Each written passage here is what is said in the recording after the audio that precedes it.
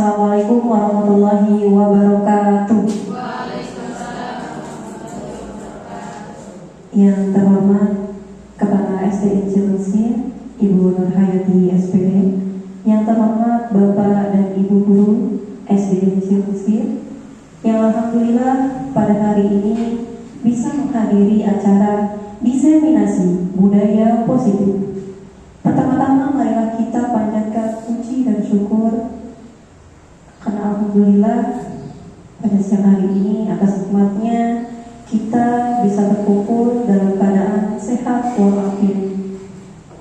Salawat dan salam tak lupa kita haturkan kepada junjungan kita Nabi besar Muhammad Sallallahu Alaihi Wasallam, yang karena beliaulah kita yang berasal dari zaman kegelapan bisa berada di alam yang terang benderang ini. Hadirin yang berbahagia, untuk mempersingkat acara, mari kita mulai acara yang pertama, yaitu pembukaan. Dan untuk membuka acara hari ini, mari kita buka dengan sama-sama mengucapkan lafaz basmalah. Yaitu dari Ibu Kepala Sekolah SDN Mesir kepada Ibu Nur Hayati, dipersilakan.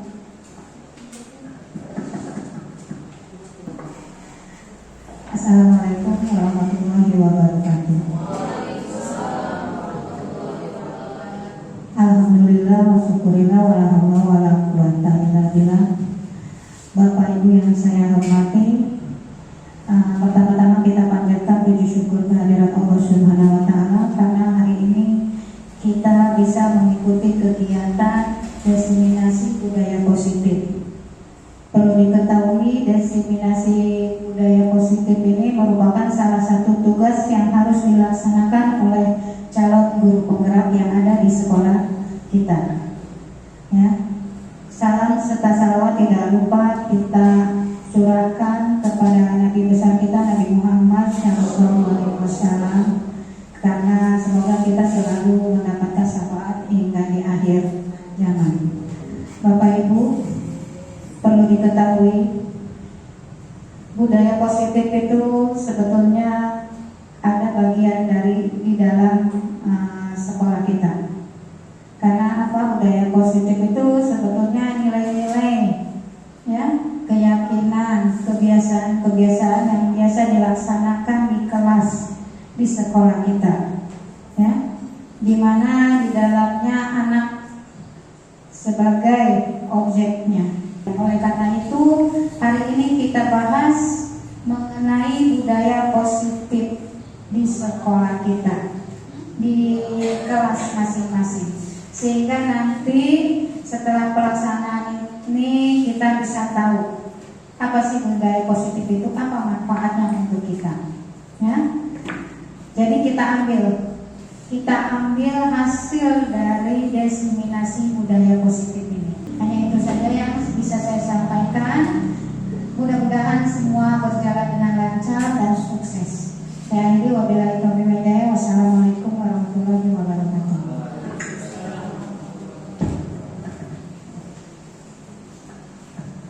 Terima kasih Ibu Kepala Sekolah yang telah memberikan sambutannya.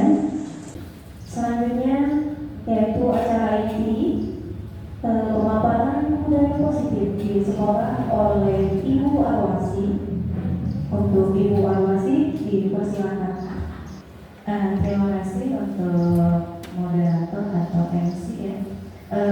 Terima kasih juga kepada Bapak dan Ibu-ibu keluarga besar SDN Mesir yang sudah menyempatkan waktunya. Mohon maaf, mohon izin diganggu.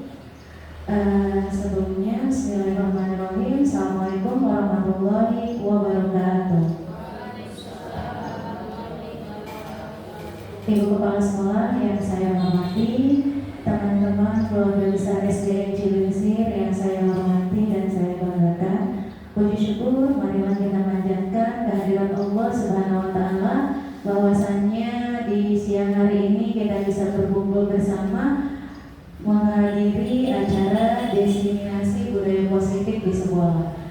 Diseminasi ini merupakan tugas saya sebagai calon guru penggerak angkatan 10 Kabupaten Serang, di mana ini merupakan nantinya aksi nyata atau pengaplikasian atau penerapan budaya positif di sekolah yang merupakan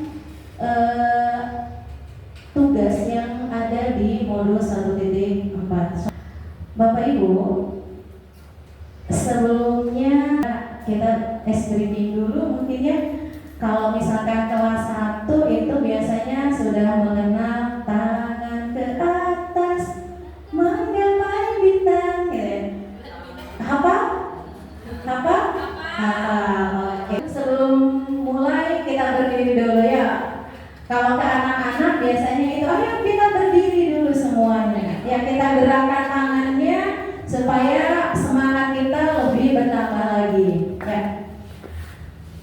Tapi nanti ketika tangan ke atas, kalau anak-anak itu kan menggapai bintang ya, tapi kita ganti dengan gapai impian. Jadi yang ke atas itu tangan gapai impian, ke samping itu merangkul teman. Kalau di sampingnya tidak ada teman, boleh deh merangkul dirinya sendiri gitu ya. Kemudian tangan ke depannya itu fokus tujuan, dan tangan direkatkan itu kita bertepuk tangan. Dalam hitungan 3 ya, 1, 2, 3. Tangan ke atas, gapai impian. Tangan ke samping, merangkul teman. Tangan ke depan, fokus tujuan. Tangan direkatkan, bertepuk tangan lagi. Tangan ke atas, gapai impian. Tangan ke samping, merangkul teman. Tangan ke depan, fokus tujuan. Tangan direkatkan, bertepuk tangan. Ingat, tepuk tangan untuk kita semua. Terima kasih, silakan duduk kembali. Baik Bapak dan Ibu, di sini saya memaparkan diseminasi budaya positif. Kemudian di sini seperti yang sudah tadi Ibu katakan tentang budaya positif. Nah, sebelumnya saya ingin tanya dulu nih kepada Bapak dan Ibu, apa sih itu budaya positif? Coba kira-kira budaya positif itu menurut Ibu atau Bapak itu apa? Ya, silakan. Boleh, Bu Ros, silakan Bu Ros. Boleh berdiri mungkin Bu? Oh, duduk saja. Budaya positif menurut saya adalah budaya positif di sekolah biasanya adalah tempat belajar yang membuat murid merasa nyaman, aman dan menyenangkan, di mana terjadi keterlibatan kolaborasi antara guru dan siswa. Menurut Bu Ros tadi, budaya positif itu adalah budaya yang ada di sekolah yang membuat siswa kita itu nyaman, tentunya nyaman di sini dalam hal belajarnya. Tetapi di dalam menciptakan kenyamanan itu tentunya harus adanya kolaborasi yang terjadi antara guru dan muridnya. Kenyamanan tidak akan terjadi apabila hanya muridnya saja gitu yang merasakan aman, merasakan nyaman. Tetapi di sini bagaimana caranya kita menciptakan kenyamanan tersebut untuk murid-murid kita? Begitu ya Bu Ros ya? Oke. Nah, sekarang apakah di sekolah kita itu sudah dilaksanakan budaya positif? Menurut Bapak dan Ibu, kira-kira budaya positif itu apakah sudah ada di sekolah kita? Sudah ada? Ada. Kira-kira apa saja? Mohon. Ya, Bu Liana, boleh. Salah satu contohnya misalkan ketemu murid, ketemu guru, saling. Terus kita sesama, kalau misalkan baru masuk kantor, ucap assalamualaikum. Terus nanti salam-salam satu-satu. Salah satu contoh kecil ya.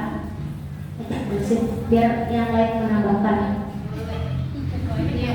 Jadi budaya positif yang ada dari kita itu sebetulnya kata Bu Yana itu sudah ada. Contoh kecilnya tadi, ketika kita bertemu gitu, baik dengan sesama teman, gitu, teman sejawat, rekan sejawat, kemudian dengan anak-anak itu adanya budaya salaman ya. Mungkin kita lebih mengenalnya dengan 5S, senyum, sapa, salam, gitu ya, sopan dan santun, gitu. Nah, selain dari 5S tersebut, apakah kira-kira di sekolah kita ada lagi budaya positif yang sudah kita tanamkan atau kita terapkan di sekolah kita ini? Kira-kira ada? Ya, silakan Bu Ayu. Budaya positif yang sudah kita terapkan di sekolah, salah satunya kejujuran, terus membaca di hari Rabu. Ada juga kita sholat duha, olahraga bersama, membuang sampah pada tempatnya. Mungkin kalau disebutkan satu persatu itu, alhamdulillah ya sekolah kita udah banyak banget bisa sampai sore kali ini. Dan kita aja terima kasih. Iya. Baik, terima kasih Bu Ayu. Baik Bapak dan Ibu, di sini, nah ini Bu, budaya positif itu merupakan perwujudan dari nilai-nilai keyakinan universal yang diterapkan di sekolah, atau nilai-nilai keyakinan dan kebiasaan di sekolah yang berpihak kepada murid. Nah tadi itu kata Bu Ros itu kan menciptakan kenyamanan, keamanan, ya bagi siapa? Bagi murid. Tentunya harus adanya kolaborasi atau kerjasama antara semua pihak, semua warga sekolah. Bukan hanya kita sebagai gurunya, kemudian bukan hanya tugas dari murid itu sendiri. Baik Bapak dan Ibu, nah di sini budaya positif itu ada beberapa hal. Yang pertama itu adanya perubahan paradigma stimulus respon. Kemudian yang kedua itu adanya konsep disiplin positif. Yang ketiga ada 5 posisi kontrol. Nah ini 5 posisi kontrol ini tadi nanti kata Ibu Kepala Sekolah bagaimana kita mengontrol siswa kita. Sebetulnya kebiasaan yang sudah ada sebetulnya sudah kita sudah melaksanakan, tapi kita tidak tahu berada di posisi manakah kita. Gitu. Nanti kita akan bahas. Kemudian yang keempat ini ada pemenuhan 5 kebutuhan dasar manusia. Kemudian di sini ada keyakinan kelas. Kalau kita lebih mengenal itu adalah kesepakatan kelas, Bu. Ya kalau di sini ini keyakinan kelas sama. Keyakinan kelas itu berasal dari kesepakatan kelas. Kesepakatan yang kita buat dengan murid kita dengan murid kita ini yang akhirnya dijadikan satu atau dipilih ya setelah ditulis kemudian nanti dipilah gitu kan. Ini akan menjadi keyakinan kelas. Awalnya dari kesepakatan kelas. Kemudian di sini ada segitiga restitusi. Nah, tadi yang pertama adalah perubahan paradigma. Nah, perubahan paradigma ini stimulus respon. Kaitannya adalah dengan teori kontrol. Apa itu teori kontrol? Nah, di sini Bu, perubahan paradigma, stimulus, respon, lawannya itu teori kontrol atau pandangan tentang dunia. Kalau stimulus respon tentang dunia adanya realitas atau kebutuhan kita itu sama. Jadi kebutuhannya itu sama, tetapi dalam teori kontrol tentang dunia ternyata realitas atau kebutuhan kita itu berbeda. Antara satu dengan yang lainnya itu memiliki kebutuhan yang berbeda-beda. Nah, kalau di stimulus respon tentang dunia itu semua orang melihat hal yang sama, tetapi kalau di pandangan atau di teori kontrol tentang dunia ini setiap orang itu memiliki gambaran yang berbeda. Kita mencoba mengubah orang agar berpandangan sama dengan kita. Kira-kira bisakah kita meminta Bu Ayu, gitu kan, mengubah pandangan orang terhadap Bu Silvi itu sama? dengan pandangan Juliana. Kira-kira akan sama nggak pandangannya terhadap satu benda atau seseorang? Tentunya tidak ya. Mungkin Bu Ayu menilai saya seperti ini, tetapi Bu Liana berbeda lagi. Nah, kalau di stimulus respon tentang dunia, ini mencoba pandangannya sama dan kita mencoba mengubahnya. Ya, sementara kalau di teori kontrol itu kita berusaha memahami bahwa pandangan orang lain tentang dunia gitu. Kemudian perilaku buruk itu dilihat sebagai suatu kesalahan. Tetapi kalau di teori kontrol semua perilaku itu memiliki tujuan tadi itu. Nah, kemudian di sini orang lain bisa mengontrol saya kalau di stimulus respon. Tetapi kalau di teori kontrol itu hanya Anda yang bisa mengontrol diri Anda. Ya, kira-kira bagaimana nih? Hanya Anda yang bisa mengontrol diri Anda. Bu Ayu misalkan, apakah Bu Ayu bisa dikontrol oleh Bu Liana? Ya, tentunya tidak. Hanya Bu Ayu yang bisa mengontrol diri Bu Ayu sendiri. Kemudian di sini saya bisa mengontrol orang lain kalau di stimulus respon. Tetapi kalau di teori kontrol Anda tidak bisa mengontrol orang lain. Kebalikannya tadi. Iya. Jadi kalau misalnya itu orang lain tidak akan mengontrol diri kita, hanya diri kita sendiri. Kembali ke sini. Nah, kemudian di sini kalau stimulus respon, pemaksaan ada pada saat bujukan gagal. Nah, terkadang kan gitu kan? Ya, pemaksaan akhirnya bujukan kan ya. Jadi ketika bujukan gagal, akhirnya kita maksa. Betul nggak? Betul. Tetapi kalau di teori kontrol adanya kolaborasi dan konsensus menciptakan pilihan-pilihan baru. Jadi ketika rencana atau plan A gagal, kita mencari plan B-nya. Jadi rencana lainnya nih, kita siapkan dulu plan A gagal, kita ke plan B-nya gagal ke plan C. Jadi ada kolaborasi, kerjasama, gitu ya, dan konsensus menciptakan pilihan-pilihan baru. Kemudian di sini ada model berpikir menang atau kalah. Sementara kalau di teori kontrol tentang dunia itu model berpikirnya menang-menang. Jadi tidak ada tuh yang menang kalah, tetapi kita berpikirnya menang-menang. Bagaimana baiknya supaya apa yang kita lakukan, apa yang kita laksanakan itu semuanya berhasil dengan baik. Nah, ini Bapak Ibu, disiplin positif.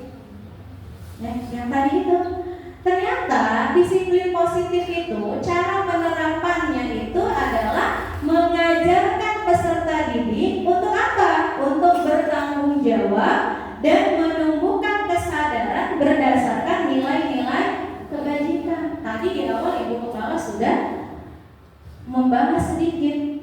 Ternyata di sini mengajarkan peserta didik, tentunya anak-anak kita, murid-murid kita untuk bertanggung jawab dan menumbuhkan kesadarannya berdasarkan nilai-nilai kebajikan. Nanti kita bahas nilai-nilai kebajikan itu yang seperti apa. Nah, kemudian disiplin positif ini lebih ke arah disiplin diri yang dapat mengontrol diri dalam melakukan segala tindakan. Jadi ada kontrol dirinya dulu. Sebelum kita melakukan tindakan, kita ada kontrolnya dulu. Kira-kira, nah, ngerem kata Ibu ya, betul Bu, ada remnya. Jadi nggak bablas, nggak blong.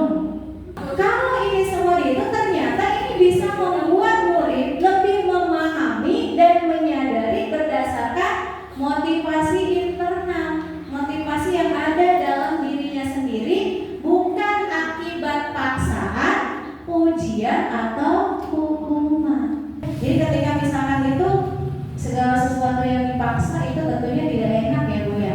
Betul nggak Bu ya?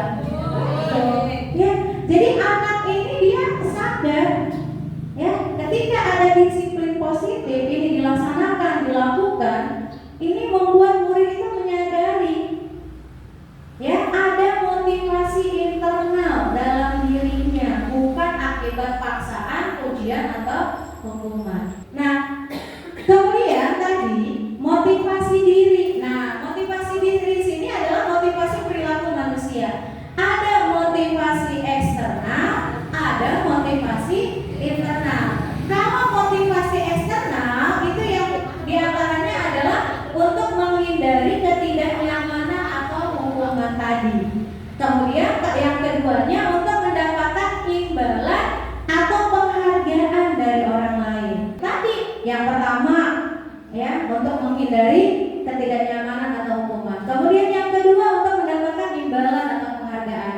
Berbeda dengan motivasi internal tadi. Kalau motivasi internal itu untuk menjadi manusia yang mereka inginkan dan menghargai diri sendiri dengan nilai-nilai yang mereka percaya. Contoh di sini untuk menghindari ketidaknyamanan atau hukuman. Motivasinya yang seperti apa coba Bu Liana kira-kira? Motivasi eksternal kepada anak didik kita ini untuk menghindari ketidaknyamanan. Kira-kira pernah nggak kita lakukan di kelas kita? Ya, kalau di saya pribadi pernah nih. Untuk menghindari ketidaknyamanan atau hukuman ini, motivasinya itu ketika misalkan anak datang terlambat. Ya, ketika anak datang terlambat, kita berikan misalkan besok kalau kamu datangnya terlambat lagi, misalkan ibu stop. Nah, sementara kalau motivasi internal tadi datang ke sekolah atas kemauan diri dia sendiri karena memang niatnya untuk belajar di sekolahnya, bukan lagi karena tadi ada ancaman, akhirnya tidak nyaman kan ya. Siswa itu ketika misalnya itu dia itu tetapi ada rasa tidak nyaman dalam dirinya. Apa itu motivasi intrinsik? Nah ini Bapak Ibu, motivasi intrinsik itu adalah motivasi yang dilakukan untuk menjadi manusia yang mereka inginkan dan menghargai diri sendiri dengan nilai-nilai yang mereka percaya, yang akhirnya motivasi ini dapat menghindari hukuman dan pemberian penghargaan berlebihan supaya meminimalisir motivasi eksternal dalam diri peserta didik. Coba Bu Ayu ingat-ingat, apakah Bu Ayu sudah memberikan motivasi eksternal terhadap anak didik kita yang menarik kemarin Bu Ayu kira-kira? Kalau misalkan waktu perlombaan tari, saya memberi motivasi eksternal itu, ayo semangat, nanti kalau menang dikasih hadiah dari ibu bapak guru, apalagi dari ibu kepala sekolah, dari dinas. Makanya akhirnya anak-anak bersemangat, alhamdulillah. Dan ini kita harus mengurus rekening untuk menerima transferan dari dinas, alhamdulillah. Iya. Jadi tetap kita tidak akan terhindar dari yang namanya motivasi eksternal ya Bapak Ibu ya.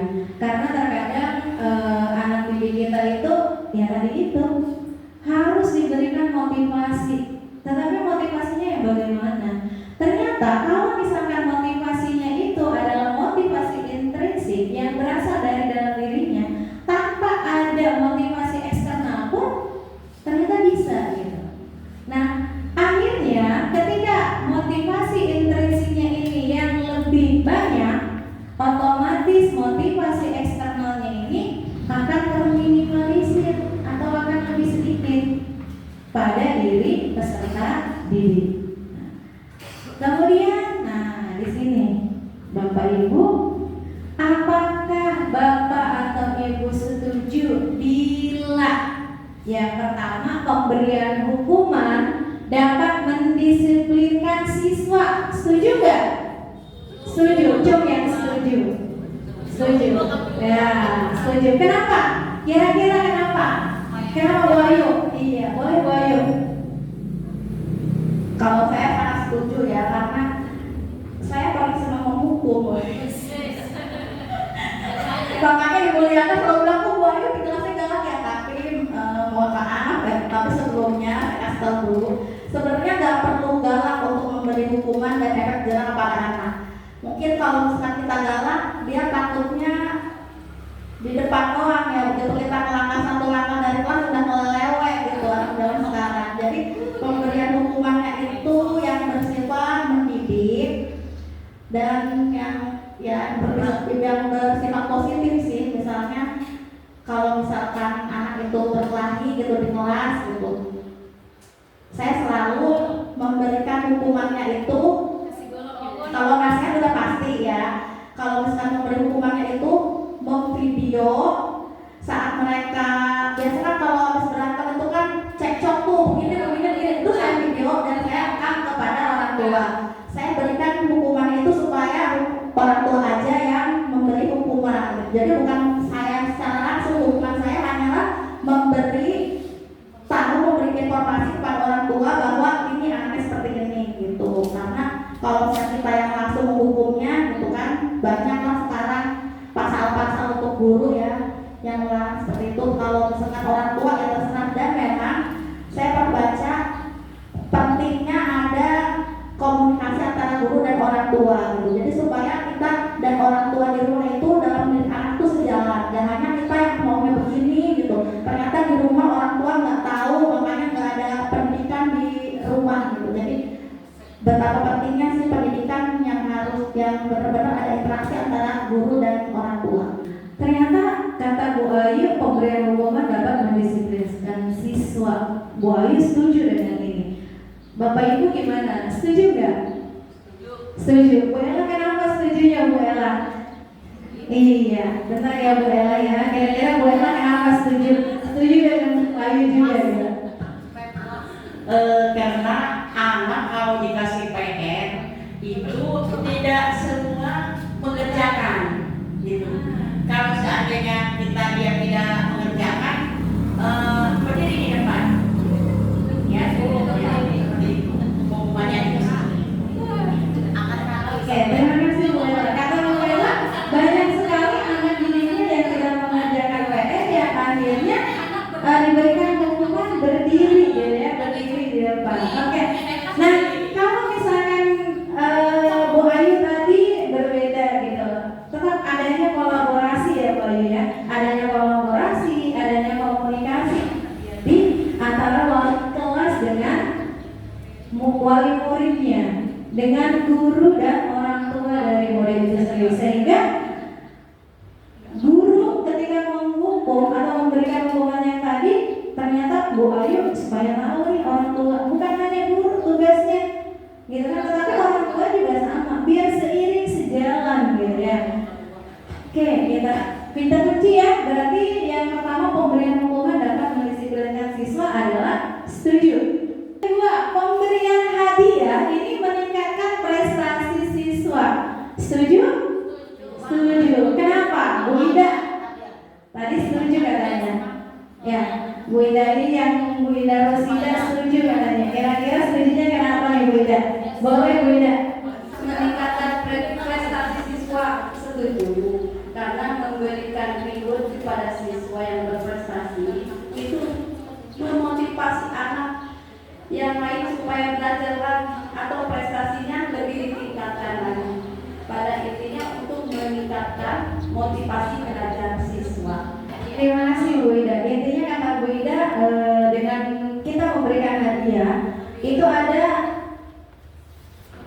tujuannya, itu adalah meningkatkan motivasi belajar siswa yang lain gitu ya, sehingga siswa yang lain itu termotivasi gitu, terpengaruh agar lebih baik lagi belajarnya seperti temannya yang mendapat hadiah tadi. Mungkin seperti itu ya Bu Ida. Oke. Nah kemudian yang ketiga, guru harus mampu memberikan solusi untuk setiap siswa yang bermasalah. Setuju nggak? Setuju nggak? Oh, setuju. Guru harus mampu memberikan solusi untuk setiap siswa yang bermasalah. Oke, kata Bu Ade setuju nih. Kenapa Bu Ade setujunya Bu Ade? Diomongin terus harus masuk banget. Kalau nggak diomongin terus mah anak-anak mah lost one. Diomongin juga, ya begitu anak mah, apalagi anak sekarang ada medsos. sering kasih masukan. Ya, jadi kalau Bu Ade, memang kita sebagai guru itu harus memberikan solusi gitu ya untuk setiap siswa yang bermasalah. Karena apa tadi ada bahasa lospat gitu ya. Jadi lepas begitu aja ya. Kalau dalam istilah ini remblong gitu ya. Iya, gitu. Kemudian yang keempat, guru berperan sebagai teman bagi siswa. Kira-kira Bapak Ibu setuju nggak? Enggak. Kenapa Bu Liana? Paling kencang ini Bu Liana mengatakan enggak katanya. Gimana Bu Liana? Iya, kalau guru berperan menjadi sebagai teman bagi siswa, nanti yang ada mereka yang pertama, kalau saya pribadi ya, satu tidak menghargai kita, terus tidak menghormati, juga nanti yang ada ngomongnya kayak teman gitu, jadi kayak ngobrol, bahasanya juga ada sopan gitu dan sebagainya. Jadi tetap harus ada yang namanya guru itu tetap harus di atas siswa gitu. Bagaimanapun kita sebagai guru perlu gitu untuk dihargai, bukan kita gila hormat atau apa gitu ya, tetapi dengan kalau bisa diambil intisari dari yang Bu Liana katakan, tetap guru ya guru, siswa ya siswa. Ketika guru dengan siswa layaknya seperti teman, apa jadinya?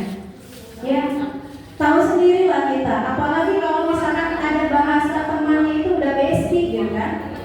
Ya, dari dia bisa jadi kalau ayo bilangnya hai Bu, hai Bu gitu ya, woi gitu. Nah, jadi bahasa yang seperti itu mungkin. Berarti apakah teman-teman semua, Bapak Ibu setuju guru berperan sebagai teman bagi siswa ini? Kita tidak setuju. 5 posisi kontrol kita sebagai guru. Ada sebagai penghukum, pembuat merasa bersalah, teman, pemantau, manajer.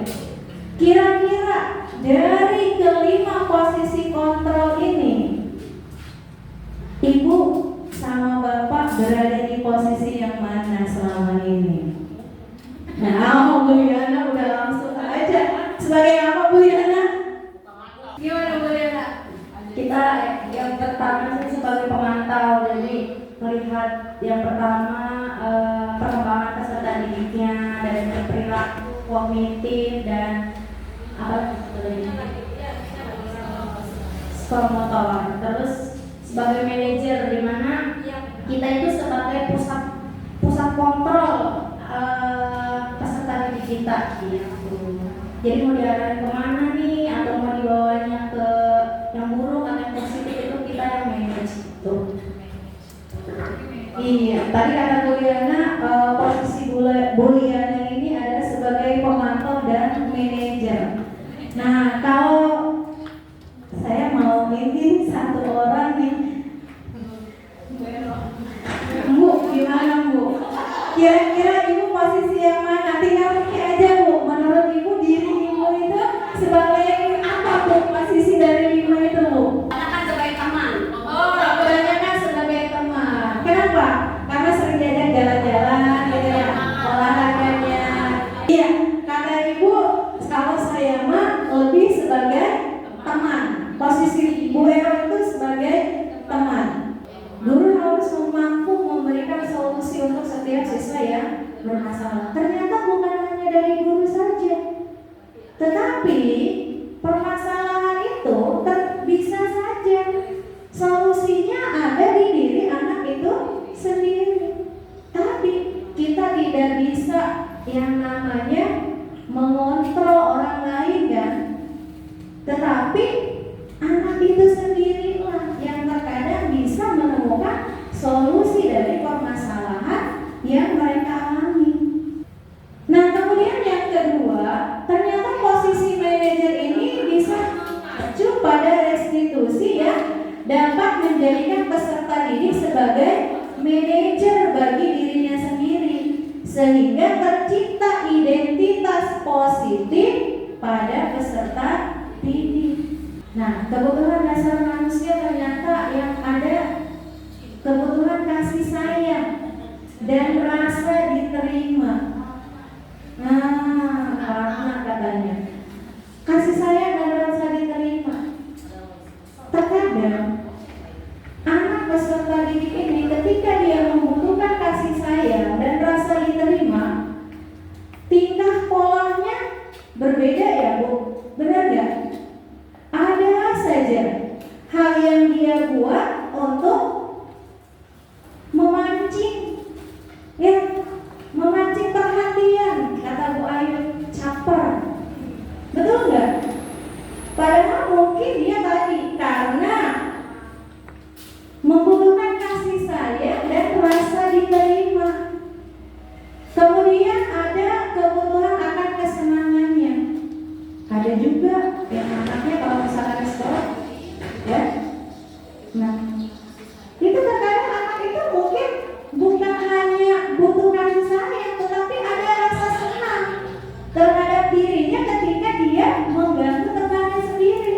Jadi ada 4 kebutuhan dasar manusia yang terkadang ini ada dalam diri peserta didik kita. Kasih sayang dan rasa diterima, kesenangan, perasaan dan kebebasan.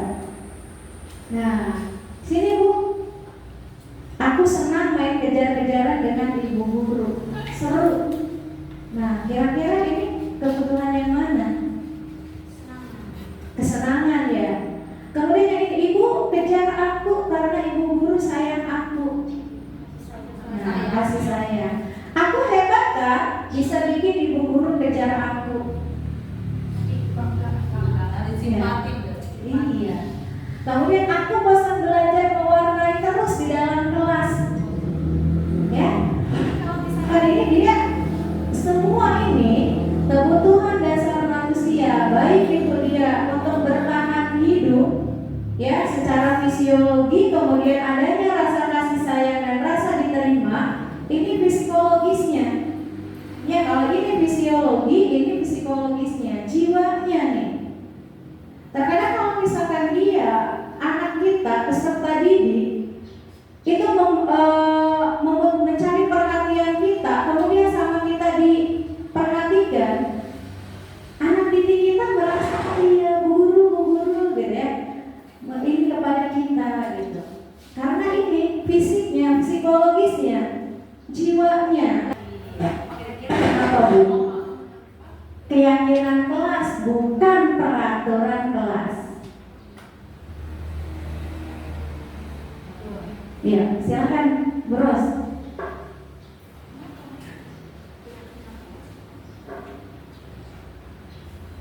Mungkin dari pertanyaan ini, mengapa keyakinan kelas bukan peraturan kelas? Mungkin di sini saya sedikit berpendapat, kita perlu mengadakan antara guru dan siswa itu harus adanya keyakinan, gitu. Keyakinan bahwa kita percaya pada siswa, siswa percaya pada kita. Kemudian dengan adanya kolaborasi antara siswa dan guru, mengadakan kesepakatan antara guru dan siswa, itu yakin gitu bahwa pendidikan ini akan berhasil. Kalau bisa saya simpulkan tadi kata Boros, karena kalau misalkan kenapa keyakinan kelas bukan peraturan?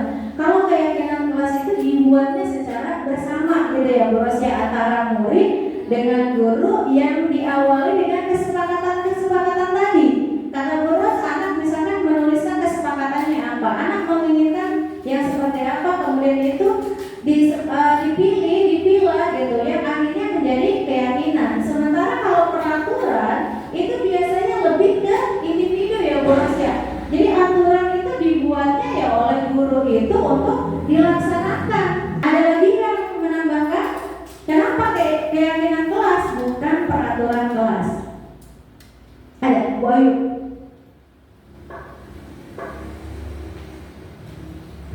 Sama sih sama jawaban Bu Ros ya, seperti itu. Kalau keyakinan kelas itu lebih dari dalam diri anak tersebut. Kalau peraturan kelas itu lebih dari luar gitu. Dari peraturan kelas itu kayak kalau memotivasi eksternalnya gitu. Kalau keyakinan kelas yang internalnya gitu. Jadi kalau misalnya udah masuk ke keyakinan kelas, mungkin anak itu lebih optimal gitu melaksanakan peraturannya itu, melaksanakan apa yang harus dilakukannya gitu, seperti itu. Terima kasih Bu Ayu. Jadi, nah ini Bu, keyakinan kelas itu adalah nilai-nilai atau keyakinan-keyakinan yang lebih menggerakkan seseorang dibanding mengikuti serangkaian peraturan. Jadi ada keyakinan-keyakinan yang menggerakkan, ya. Jadi menggerakkan dirinya untuk melakukannya, gitu.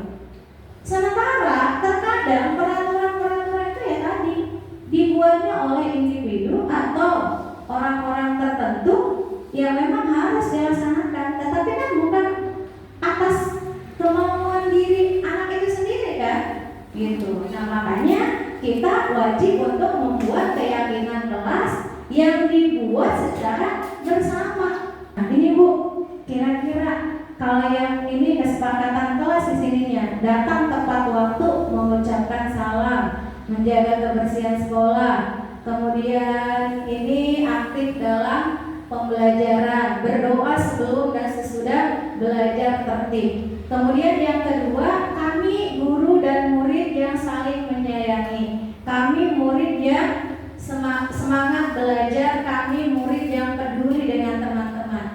Nah ini keyakinan-keyakinan kelas ini yang pertama itu datang tepat waktu, mengucapkan salam, ya. Jadi pernyataannya universal secara umum, singkat, gitu ya, jelas dan mudah untuk diaplikasikannya. Jadi kata-katanya tidak ribet, bukan juga berupa pertanyaan, tetapi dia berupa pernyataan yang universal. Ini keyakinan-keyakinan kelas terbuat nanti antara kita dengan murid kita. Nah, kemudian di sini perbedaannya Bu nih, ya. Jadi kita bisa lihatnya sini Bu. Yang mana kira-kira merupakan peraturan, yang mana merupakan keyakinan. Kira-kira yang mana?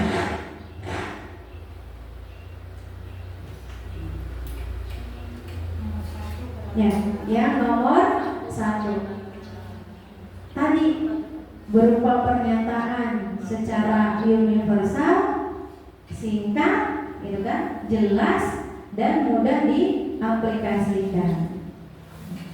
Ini Bu perbedaannya. Kalau peraturan itu kembali nih, selalu kembalikan buku ke tempatnya. Ya, berarti kita keyakinan kelasnya itu adalah tanggung jawab. Kemudian dilarang mengganggu orang lain. Nah, menghormati orang lain. Kemudian hadir di sekolah 15 menit sebelum pembelajaran dimulai. Nah, ini kalau keyakinan kelasnya itu dia bisa komitmen, adanya komitmen. Karena dia sudah dibuat, berarti kan dia kedatang tepat waktu, gitu ya.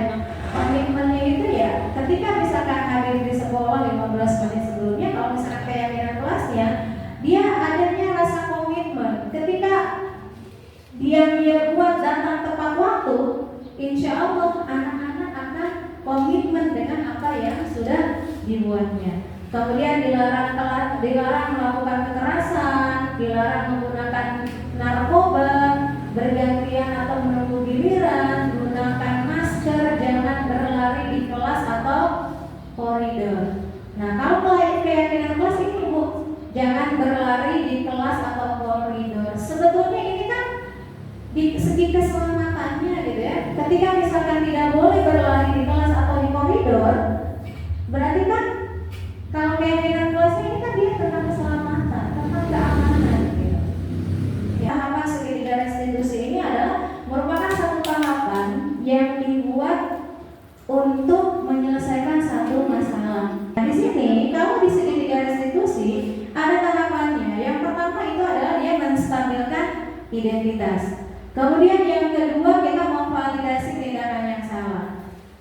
Kita menanyakan dulu kebenarannya. stabil. Ketika kemarin ada laporan gitu, kita tanyakan dulu, stabilkan dulu nih, benar nggak sih? Gitu. Nah kemudian divalidasi tindakan yang salahnya. Kenapa bisa hal tersebut bisa terjadi gitu kan? Nah kemudian nanti ada menanyakan keyakinan. Kalau keyakinannya sudah dibuat, anak pasti tahu apa keyakinannya. Baik Bu. Nah di sini tahapannya itu yang pertama, dalam menstabilkan identitas, guru berkata berbuat salah itu hal yang manusiawi. Tidak ada manusia yang sempurna. Bapak atau ibu juga buat salah. Kita pasti menyelesaikan permasalahan ini. Ini Bu, kata-katanya. Dalam hal menstabilkan identitas, kita bisa menggunakan kata-kata yang seperti ini. Jangan langsung menjudge pada anak, kenapa sih? Udah tahu kamu salah. Kan tidak seperti itu tahapannya dalam menstabilkan identitas. Kemudian yang kedua di sini, validasi tindakan yang salah. Di sini kata-katanya ini, kamu bisa saja kan melakukan hal yang lebih buruk, tapi kamu tidak melakukannya kan? Kamu pasti punya alasan mengapa melakukannya. Apa yang penting bagi kamu? Kamu boleh tetap berusaha menjaga sikap itu, tapi tambahkan sikap yang lain yang baru. Maukah kamu belajar cara lain untuk mendapat yang kamu butuhkan tanpa harus memukul? Apakah kamu bisa melakukan dengan lebih baik besok lagi? Jadi ini kita validasi dulu tindakan-tindakan yang salahnya. Kira-kira apa sih yang anak butuhkan? Nah, kemudian yang selanjutnya, tahapan yang ketiga itu adalah menanyakan keyakinan. Guru apa yang kita katakan bisa seperti ini. Apa nilai yang kita percaya di kelas atau sekolah kita? Nilai-nilai universal apa yang telah kita sepakati? Kelas yang ideal itu seperti apa sih? Kamu ingin menjadi anak yang seperti apa? Apa yang kamu rasakan? Ketika kamu melakukan itu, kamu menjadi orang yang seperti apa? Nah ini Bu, langkah-langkahnya. Insya Allah anak yang menemukan masalah atau anak yang memiliki masalah, solusinya bukan dari kita, tetapi dari anak kita sendiri. Bapak Ibu, di sini ada praktek penerapan segitiga restitusi yang sudah saya lakukan, di mana pada segitiga restitusi ini tadi sudah kita bahas ada 3 tahapan. Dalam video ini silakan Bapak Ibu untuk mengamati. Kemudian nanti setelah video penerapan segitiga restitusi dilanjut dengan video cara pembuatan keyakinan kelas bersama anak-anak. Selamat menyaksikan.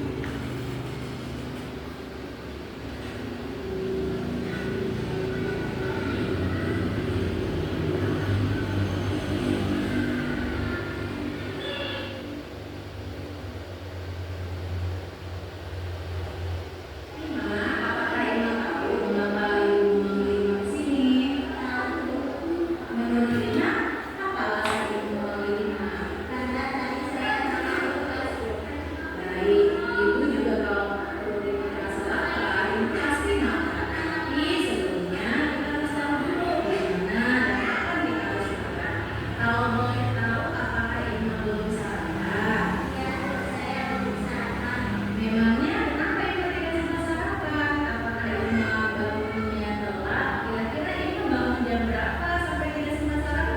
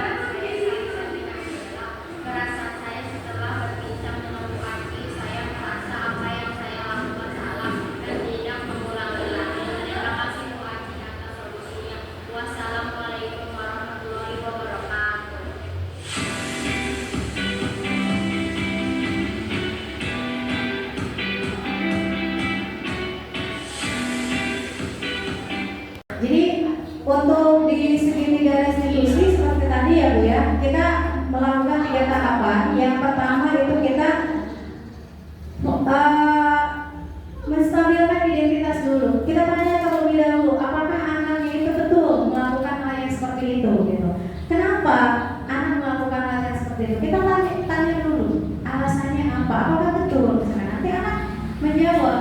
Jadi kita jangan langsung menjudge bahwa anak itu salah, kemudian tadi kita memberikan hukuman tanpa adanya solusi. Solusinya ya tadi, solusi dari kita paling hukuman tadi gitu ya. Ternyata itu memberikan efek yang nantinya mental anak yang kena. Kenapa sih gitu kan? Kok Bu Guru tahu enggak apa enggak gitu? Padahal kan kalau saya ditanya terlebih dahulu, pasti saya bilang gitu. Kenapa saya? Nah, kasus yang pertama tadi adalah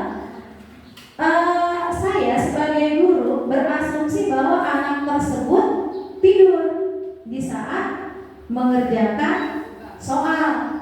Ternyata ketika saya panggil anaknya menanyakan, anak tahu gitu ya, kenapa anak tersebut dipanggil gitu. Tahu bahwa ketika dipanggil itu dia melakukan kesalahan. Kesalahan apa yang diperbuat? Maka di kelas. Kenapa gitu kan? Kenapa? Maka di kelas apa? Terima kasih.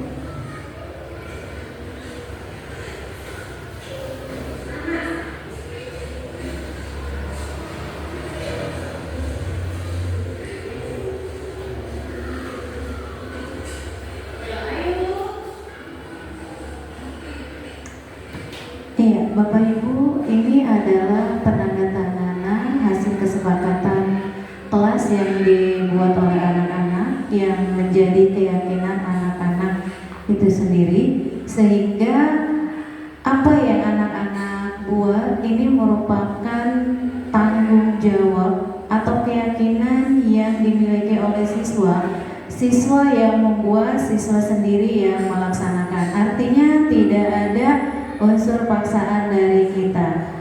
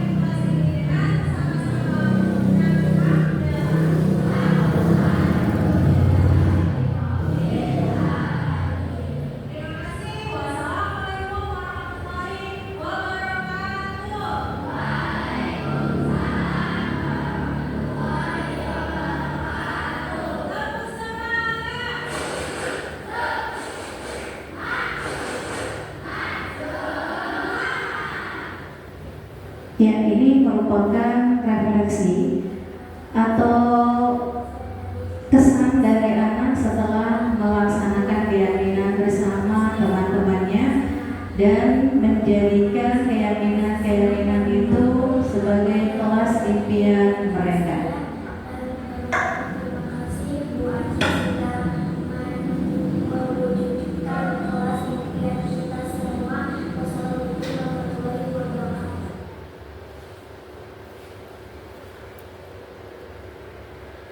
Bapak Ibu, itulah pemaparan diseminasi budaya positif di sekolah dari saya. Sekiranya dari Bapak atau Ibu ada hal yang perlu ditanyakan, boleh silakan Bu. Ada? Cukup? Nah, jadi di sini Bu, kalau misalkan kita melakukan langkah-langkah seperti ini, tentunya kita harus tetap melaksanakan refleksi terhadap diri kita sendiri. Artinya refleksi itu dilakukan agar kita tahu kekurangan dan kelebihan apa tentang langkah-langkah yang kita lakukan. Mungkin itu saja pemaparan dari saya tentang budaya positif di sekolah. Kurang lebihnya saya mohon maaf. Billahi taufiq wal hidayah. Wassalamualaikum warahmatullahi wabarakatuh. Saya kembalikan ke moderator. Waalaikumsalam warahmatullahi wabarakatuh. Bapak Ibu masih semangat. Terima kasih kepada Ibu Arwasi yang sudah menyampaikan materi diseminasi tentang budaya positif di sekolah. Semoga ini menjadi ilmu yang bermanfaat untuk kita semua ya. Kita amalkan, kita laksanakan di kelas kita masing-masing. Baik Bapak Ibu, terima kasih atas perhatiannya. Karena ini sudah siang dan sudah jam pulang juga, saya ucapkan mohon maaf bila ada salah-salah kata, salah-salah perilaku dan perbuatan. Terima kasih atas waktunya. Mari kita tutup saja acara pada siang hari ini dengan sama-sama mengucapkan alhamdulillahirabbil alamin. Baik Bapak Ibu, sudah diperbolehkan untuk pulang dengan membawa ilmu yang sudah dibawa. Wassalamualaikum warahmatullahi wabarakatuh. Assalamualaikum warahmatullahi wabarakatuh. Saya Lena Farhana, rekan sejawatnya dari Ibu Arwasi. Dari kegiatan diseminasi budaya positif yang telah dilakukan, saya menjadi tahu bahwa ada yang namanya segitiga restitusi, terus juga ada keyakinan kelas. Dan yang harus dilakukan adalah membuat keyakinan kelas antara murid dengan guru atau murid dengan murid gitu. Mungkin itu saja tanggapan dari saya. Terima kasih. Wassalamualaikum warahmatullahi wabarakatuh.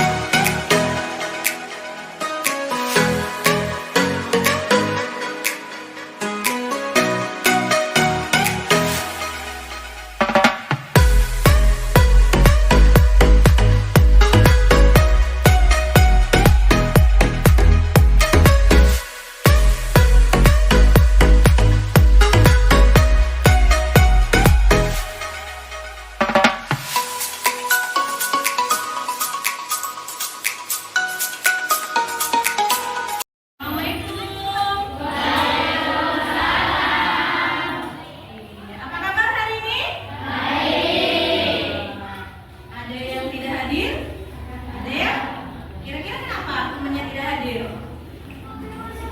Oh males ya, oke, mudah-mudahan yang males itu nanti masuk kembali, dan yang sakit mungkin kalau misalkan ada yang sakit mudah-mudahan cepat sehat kembali. Oke, semangat pagi.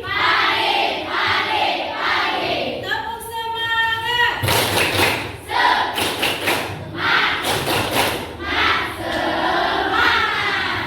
Semangat semuanya.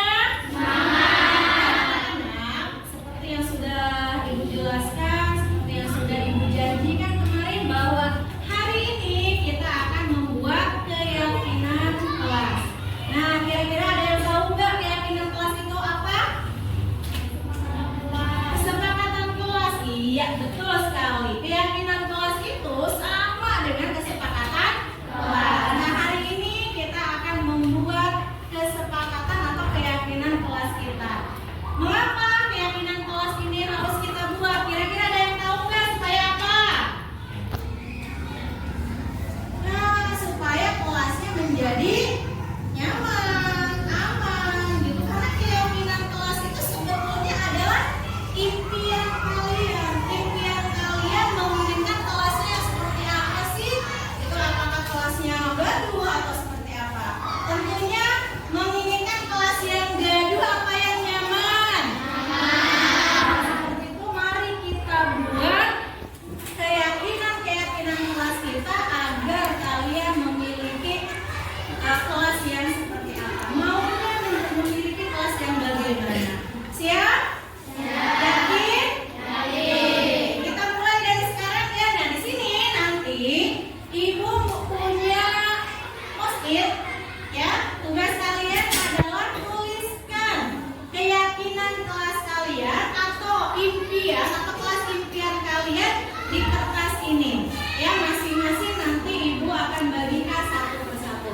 Di sini Ibu nanti minta bantuan satu orang. Angel boleh ya? Minta tolong Ibu untuk membagikan kertas post-it ini ke temannya. Kemudian Vira juga sama. Ibu minta tolong ya. Untuk Angel sama Vira, Ibu boleh minta tolong bagikan ke teman-temannya. Masing-masing satu ya.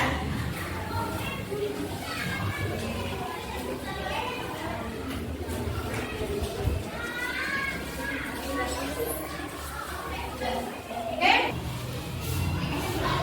Ya, ini Vira belum ya? Oke, seperti yang sudah Ibu katakan tadi, bahwa kalian akan menuliskan keyakinan kelas kita atau impian kelas kita mau seperti apa menurut kalian, keinginan kalian menginginkan kelas yang seperti apa.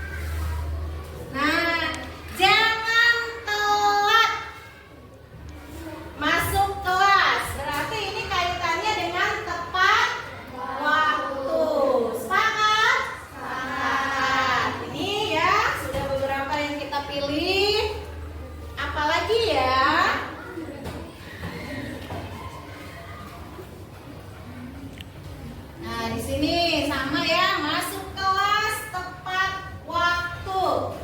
Sepakat? Sepakat. Kemudian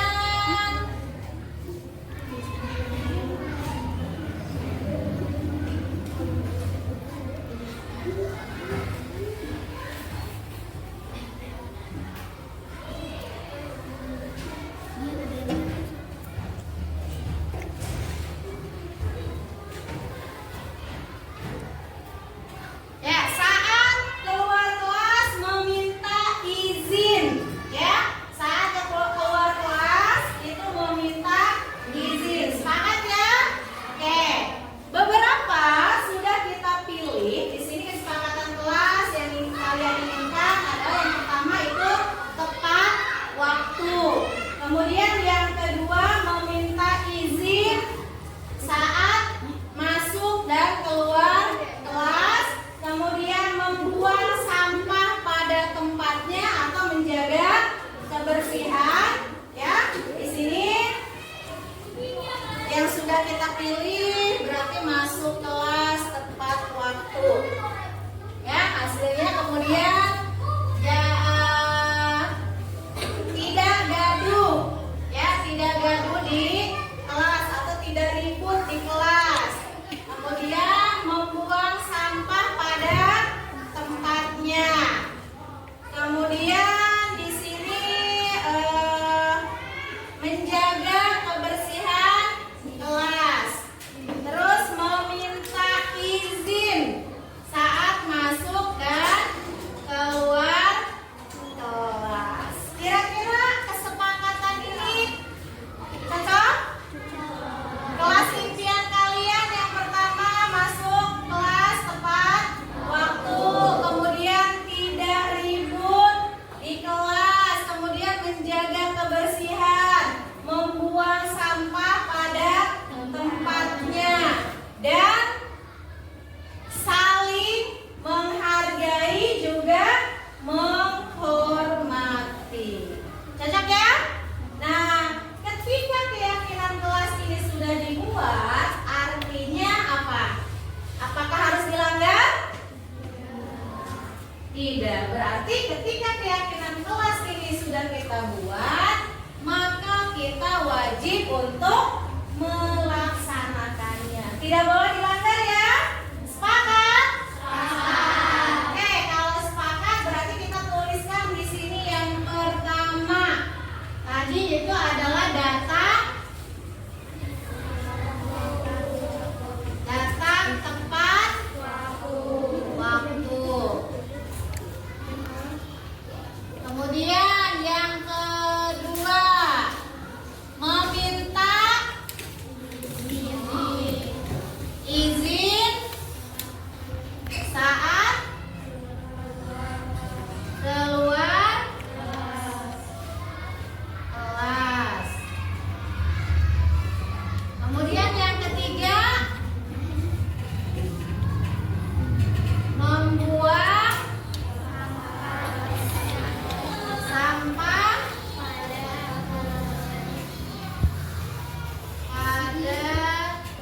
tempatnya. Kemudian yang keempat, menjaga kebersihan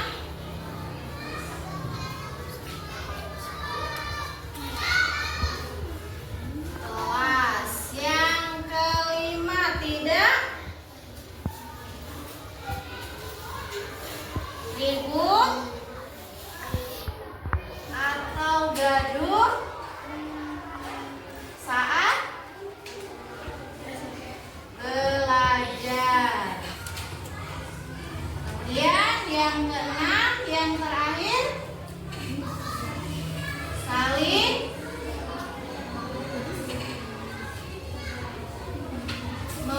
menghargai antar teman. Ya, ini keyakinan kelas yang sudah kita buat. Ini ada 6 poin. Yang pertama, datang tepat waktu. Cocok? Cocok.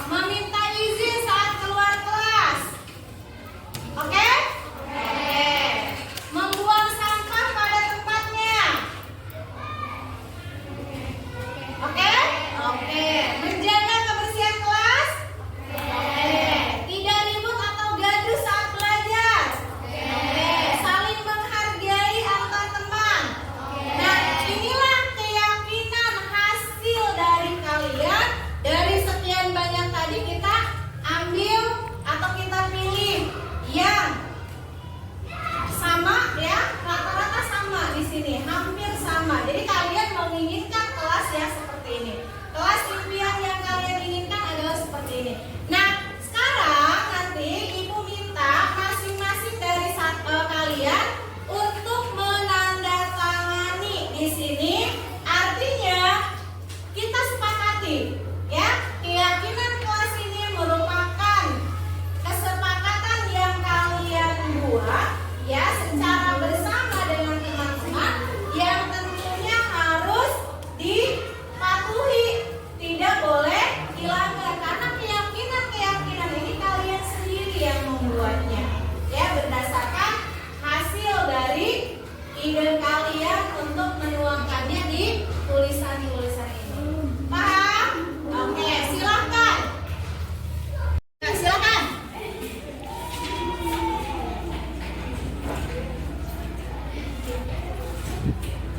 Ya, lanjut. Tisha.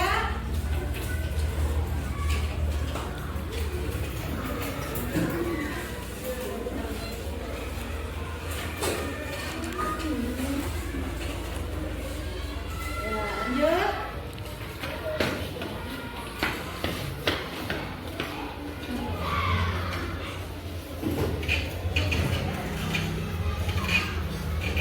Ya, Mak.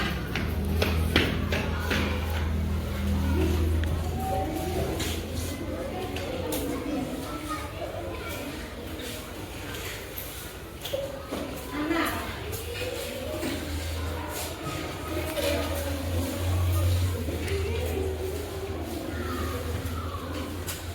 Ya, ayo.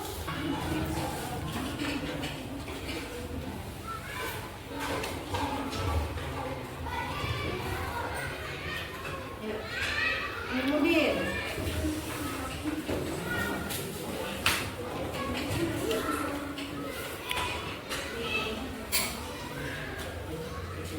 Ya, Deda. Rizky, Deda, Rizky, sini.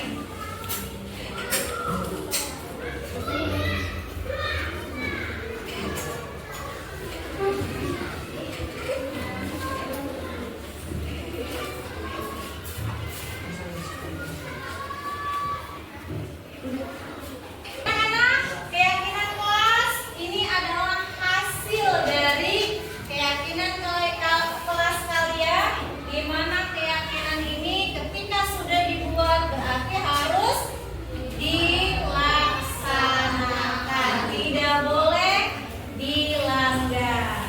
Oke, hari ini kita sudah selesai untuk membuat keyakinan kelas. Semoga keyakinan kelas yang sudah kalian buat itu dilaksanakan dengan baik dan tidak ada yang melanggarnya.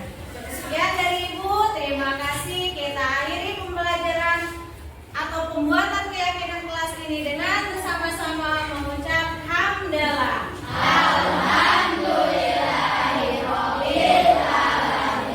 Terima kasih. Wassalamualaikum warahmatullahi wabarakatuh.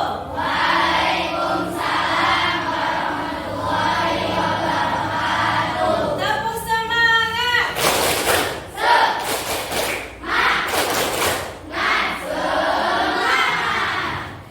Assalamualaikum warahmatullahi wabarakatuh.